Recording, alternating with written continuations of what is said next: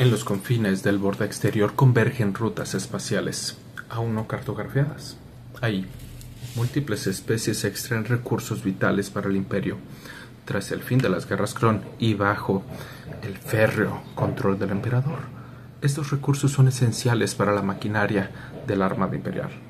Pero no todo lo que circula en esas regiones son metales preciosos o combustibles.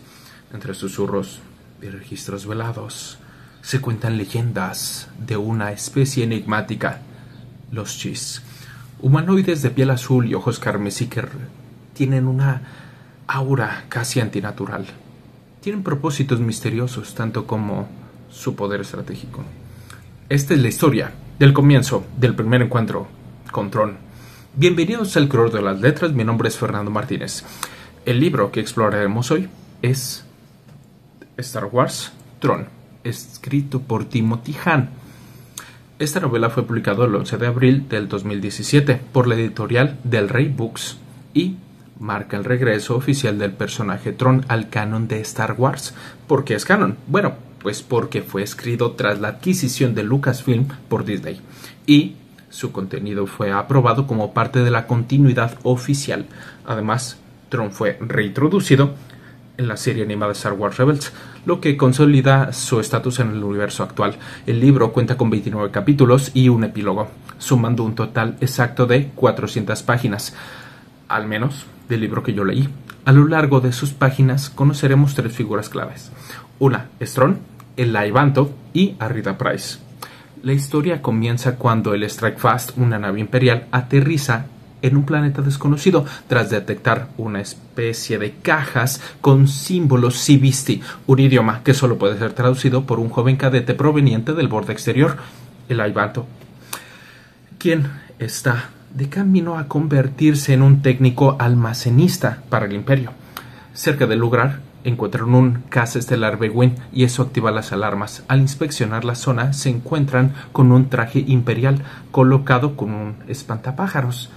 Al inspeccionar la zona deben de empezar a recorrerlo los imperiales para poder conocer. Le falta el comunicador del casco y pues el Imperio responde enviando a los Stormtroopers. Uno de ellos después es encontrado atacado y antes de que pueda retirarse por orgullo o por sospecha, ocurre una serie de explosiones ocasionadas por animales provenientes del mismo planeta. Necesitan investigar a fondo, así que ellos dicen, bueno, vamos a llevarnos todo, vamos a llevar las cajas, toda la estructura, todo para realizar una investigación y tener evidencia. Ya en el espacio aparece Tron. Dentro de la nave imperial, él es interrogado por el coronel a cargo, ya que en su relato Tron explica que él fue exiliado por su propio pueblo, los Chiss, debido a su desacuerdo de cómo deberían de ser protegidos. Su intención es ofrecer sus habilidades tácticas al Imperio. Él fue quien colocó las cajas, él eliminó el comunicador y planeó cada paso, desde estudiar la armadura de los Stormtroopers para poder inhabilitarlos, hasta el poner las cargas con los animales para poder introducirse, para poder ser detectado y aceptado y que conocieran su gran inteligencia. Él lo logra con un anzuelo final, mencionando un nombre cuidadosamente elegido: Anakin Skywalker.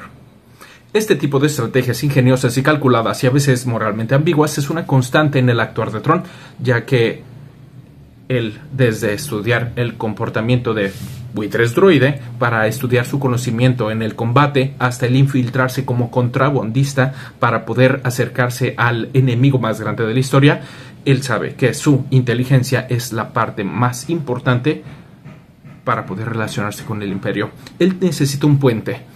El puente es el Laivanto. Él era un cadete que al principio solo necesitaba traducirlo. Se empieza a convertir en un papel más esencial cuando él necesita comunicarse, porque él es un alienígena y no habla básico, que es el idioma que se habla en todo el Imperio. Eli tenía un pequeño cargo, pero pues se convirtió en una misión de largo plazo. Tienen una audiencia Tron con el emperador y empieza a negociar su lealtad. El emperador se compromete con él, le pide dos cosas: si es posible, proteger a su pueblo, la ascendencia Chiss, y quedarse con el Aibanto. Ambos terminan sus estudios en la carrera imperial, que algunos 3 meses eran los que les faltaban, y tiene un enemigo constante, el prejuicio. Ser del borde exterior y ser peor, un alienígena, los convierte en un blanco de discriminación y desdén. A pesar de todo, logran graduarse y emprenden misiones juntos, pero Eli pronto se da cuenta de que su carrera soñada se desvanece. Ha sido encasillado como un traductor de un oficial que mucha gente preferiría ver fracasar a Tron, y aún así su vínculo se fortalece y su papel se empieza a volver un poco más estratégico. Y paralelamente conocemos una situación crítica en un planeta minero que necesita extraerse el Dunium, un metal extremadamente valioso para la construcción de naves estelares. Este conflicto no solo pone a prueba la diplomacia imperial, sino que también conecta con los intereses de personajes como Arrida Pryce, cuya ambición política se entrelaza con el control de estos recursos. Arrida es la hija de los dueños de una de las minas imperiales más valiosas. Cuando su cofundador propone que el emperador asuma su control, ella, lejos de quedarse en el polvo y en el metal, ella decide regalar esa participación solamente a cambio de un pequeño trabajo en Coruscant. Ella obtiene un trabajo, tiene algunos aliados, pero también cae en las redes de la maquinaria política, que la deja desempleada. Pero ella es Arrida Pryce, y Pryce dice que nada es un atrevimiento si se tiene éxito. Son palabras de ella. Así que arrancan los caminos de nuestros 3 protagonistas: un estratega exiliado, un caédete atrapado por el deber y una mujer que hará todo por tener poder. A partir de aquí, spoilers, opiniones personales, y este es tu aviso imperial para retirarte. Si decides quedarte, adelante, acompáñame a conocer el ascenso de Tron. Cada capítulo es como una partida de ajedrez donde tú crees que estás ganando hasta que Tron mueve una pieza y las cosas cambian totalmente. Es ver a los oficiales imperiales frustrados por Tron, un alienígena azul recién llegado que resuelve en 5 minutos lo que ellos no pudieron hacer en 5 años. Es como si pusieran a Sherlock Holmes y él se metiera a trabajar en recursos humanos del imperio. Yo nunca había leído un libro de Star Wars, pero un día leí la sinopsis y dije, bueno, pues qué más da. Y qué bueno, porque el libro me gustó. Desde, por supuesto, la mirada de alguien que le gusta la ciencia ficción. Yo puedo decir que es una lectura que cumple con todo lo que promete, ¿vio? Viajes entre planetas, alienígenas, un imperio galáctico en expansión. Y sí, estrategia, política, mucha política, y personajes que no se olvidan. Así que si te lo estás preguntando, sí, te lo recomiendo. A mí me gustó, al menos lo suficiente. Este libro se conecta con la serie Star Wars Rebel, como te había dicho, y si no eres fan de la animación, pues no pasa nada, porque él también está en la serie de Ahsoka. Pero lo mejor es que no necesitas haber visto nada de eso para poder disfrutarlo, o al revés, no necesitas leer el libro para poder disfrutar Ahsoka o Rebels. Entonces, pues, todo excelente, todo bien. El libro te lleva de la mano para conocer al legendario estratega Son. Él es Mit Ran Norudo, o él prefiere que le digan Tron, simplemente. La historia se sitúa después de las guerras clon. El imperio aún está consolidando su poder, y Darth Vader todavía ronda por ahí, pero todavía no hemos llegado a los eventos de la primera película, Una Nueva Esperanza. El libro está narrado principalmente desde la perspectiva de Aibanto, un cadete imperial que es el asistente de Tron.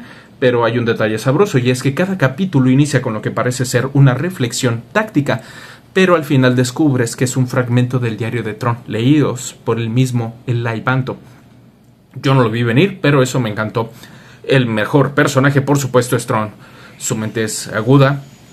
Él se anticipa a los movimientos antes de que el tablero exista. Él necesita un rival. Así que la historia tiene un rival. El Cisne Nocturno. Es una figura enigmática que desaparece y aparece como sombra entre sistemas estelares. Tron y él libran una guerra que no es de blasters. Ellos no tienen peleas físicas. Ellos realizan diferentes actividades previniendo qué es lo que haría el otro y intentándose anticipar a los movimientos del otro.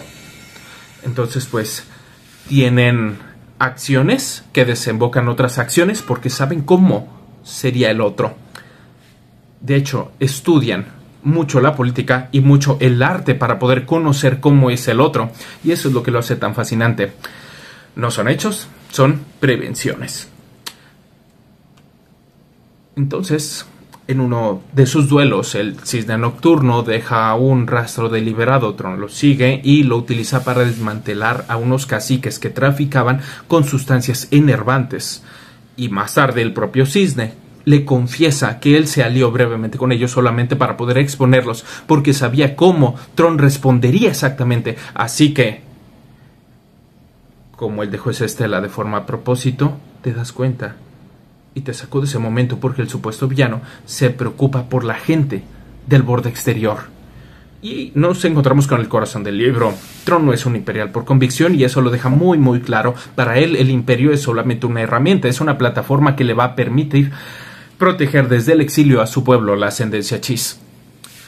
El prólogo final, vemos como el Aibanto, entrenado ya en la estrategia, él va a las regiones desconocidas para hacerlo impensable, contactar con los Chiss y ser parte de la ascendencia Chiss. La parte de lo que no es bueno, Arrida Pryce trata a sus padres como si fueran ingenuos, cede el control de la mina familiar con una facilidad que haría llorar a cualquier imperial, y ¿a cambio de qué? De un trabajo en Coruscant. No es ilegal, pero sí es moralmente cuestionable.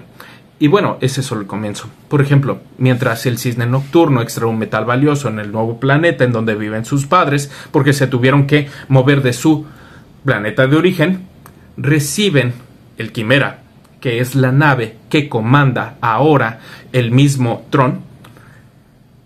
Tiene que aplastar esa insurgencia, tiene que aplastar a el cisne negro.